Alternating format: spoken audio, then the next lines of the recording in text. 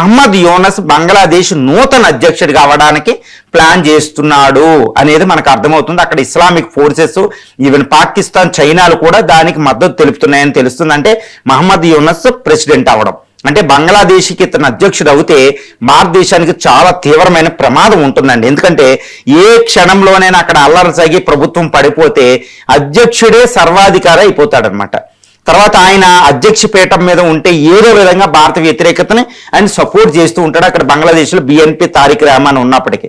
కాబట్టి ఆయనకి అధ్యక్ష స్థానం మంచిది కాదు ఆయనకున్న భారత వ్యతిరేక విధానాన్ని నేపథ్యంలో.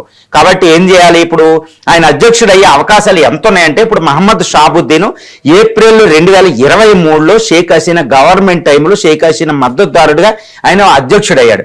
ఇప్పుడు మహమ్మద్ షాబుద్దీన్ అక్కడ అధికారంలో ఉంటే, ప్రెసిడెంట్గా ఉంటే ఆయన షేక్ హసీనాకి సపోర్ట్ చేస్తాడు. షేక్ హసీనా అవామీ లీగ్ పార్టీ కార్యకర్తలు అంటాడు. కాబట్టి ఆయన వద్దు అనే ఒక ప్రచారం బంగ్లాదేశ్లో బాగా ఎక్కువైంది. మరి ఈయన పదవిలోంచి దిగిపోయే అవకాశాలు ఉన్నాయంటే ఇంకొక 3 సంవత్సరాలు ఆయనకు పదవి ఉంది. కాబట్టి ఆయన దిగే అవకాశం లేదు. 5 సంవత్సరాలు కంటిన్యూ చేయాలి అకార్డింగ్ టు